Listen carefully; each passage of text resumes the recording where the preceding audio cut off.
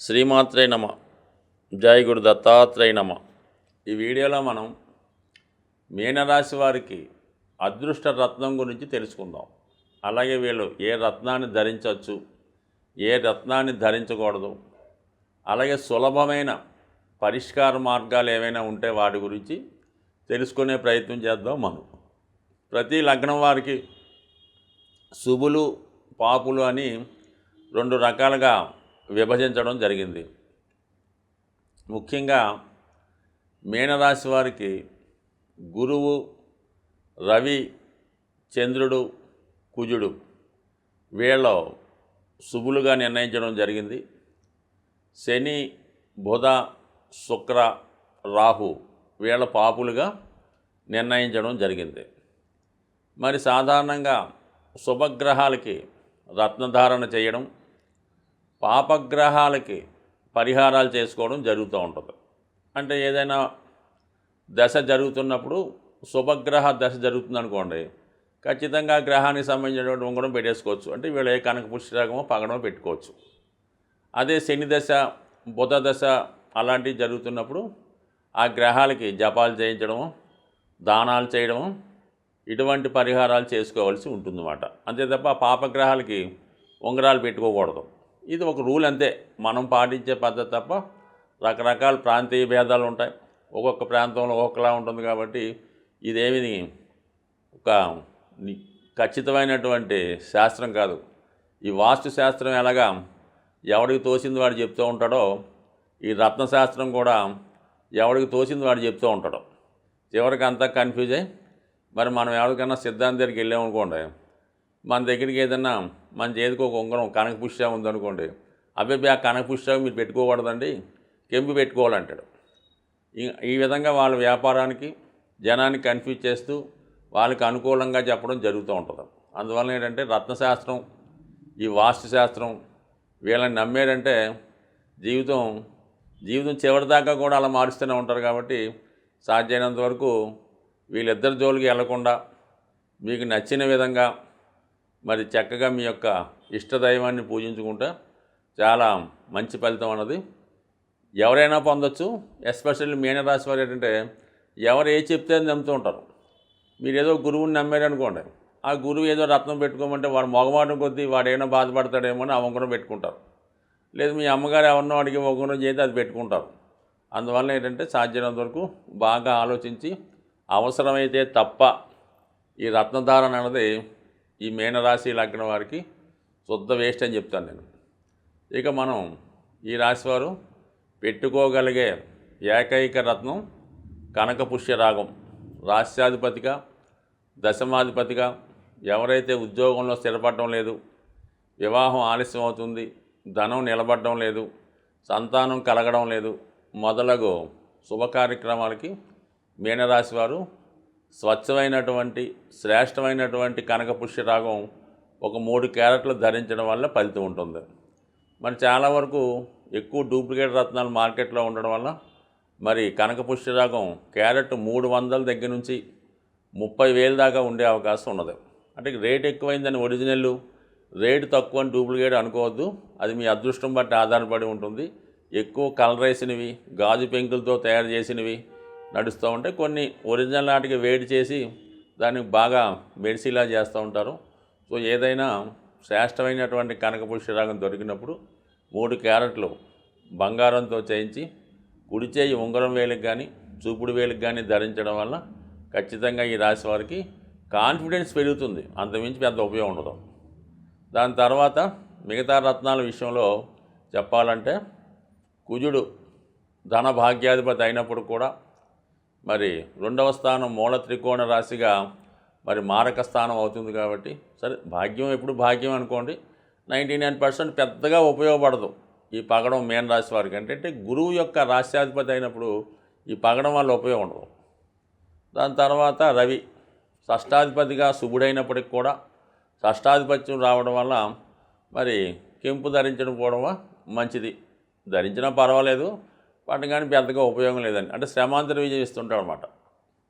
Failure after success వస్తూ ఉంటుంది.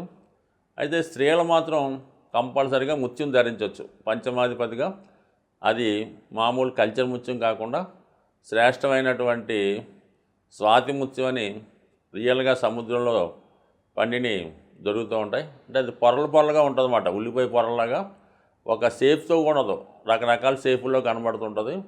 అటువంటి దొరికినప్పుడు ఆ స్వాతి ముత్యాన్ని చక్కగా వెండిలో తయారు చేయించుకొని మరి ఉంగరం వేలికి ధరించడం వల్ల చాలా చక్కని అదృష్టం కలుగుతూ ఉంటుంది అన్నమాట. కేవలం మంచి మనశ్శాంతి, ప్యూర్ మైండ్ ఏర్పడి జాతకుడు ప్రశాంతంగా హ్యాపీగా ఉంటాడు. అది ధరించవచ్చు.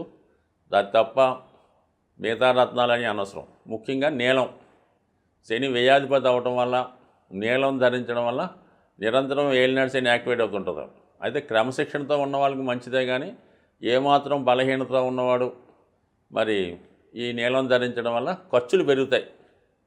అలాగే గోమేధకం పెరగడం వల్ల మరి నీలం వల్ల ఏంటంటే మామూలుగా ఉండే ఖర్చులు అవుతాయి. నీలం పెట్టుకోవడం వల్ల ఏంటంటే బ్లాక్మెయిలింగ్ ఖర్చులు మాట, జోదం పేకాట వ్యసనాలకి ఖర్చు అవుతుంటుంది. సో ఈ రెండు ధరించొద్దు. ఇక పచ్చ బాధకుడు అసలు మనకు ఆ పనే చేయదు. ఇక వజ్రం పరమశత్రువు. ఈ గురుగ్రహానికి శత్రుగ్రహం అంటే మనకి ఈ శుక్రగ్రహం. అందుకే సాధారణంగా చాలామంది అపోహ ఎలా ఉంటుందంటే, శుక్రమహాదశలో గురువు అంతర్దశలో శుక్రమహాదశ జరిగినప్పుడు రెండు శుభులే కదా, చాలా వరకు మంచి ఫలితం వస్తుందని అనుకోవడం జరుగుతుంటుంది. చాలా వరకు నేను కూడా అలాగే అనుకోవడం జరిగింది. ఈ విషయం మీద మరి కేఎన్ రావు గారు చేసిన పరిశోధనలో ఈ దశ అంతర్దశలు అంటే శుక్ర గురు దశ అంతర్దశలు ఒకరికొకరు షష్టాష్టకాలు రావడం వల్ల ఏదో ఒక కీడు, ఏదో ఒక హెల్త్ ప్రాబ్లం, ఏదో ఒక అపచారాలు, ఇబ్బందులు, సమస్యలు జరిగే అవకాశం ఉంది. తర్వాత మనం చూసిన చాలా జాతకాల్లో ఇది రుజువు అవడం కూడా జరిగింది. కాబట్టి అయితే మంచి కూడా జరుగుతుంది. మంచి ఎప్పుడు జరుగుతుందంటే ఏదో కీడు జరిగిన తర్వాత ఆ మంచి జరుగుతూ ఉంటుంది అన్నమాట. సో ఈ విధమైనటువంటి విషయాలు ఈ శుక్ర అంతర్దశ గురు మహాదశలో రావడం జరుగుతుంటుంది. అందుకని ఏంటంటే ఈ గురుగ్రహ లగ్నాలైనటువంటి ధనుస్సు మీనరాశి వారు వజ్రాన్ని ధరించకూడదు. అలాగే తుల వృషభ లగ్నాల వారు మరి కనకపుష్యరాగాన్ని ధరించకుండా ఉంటేనే మంచిది. సాధ్యమైనంత వరకు ఈ రాశుల వారు వివాహం కూడా చేసుకోవడం అంత మంచిది కాదు. ఎలాగా షష్టాష్టకాలు వస్తాయనుకోండి, దాన్ని కొన్ని విషయాల్లో రాదు. ఎందుకంటే మీనం వృషభం ఉన్నప్పుడు రాకపోవచ్చు. వాటి కానీ ఓవరాల్గా తీసుకుంటే ఈ వృషభ రాశి వారు ఈ మీనరాశి వారిని, ధనుసు రాశి వారిని వివాహం చేసుకోకుండా ఉంటే వాళ్ళ జీవితం సుఖవంతంగా ఉండే అవకాశం ఉండదు.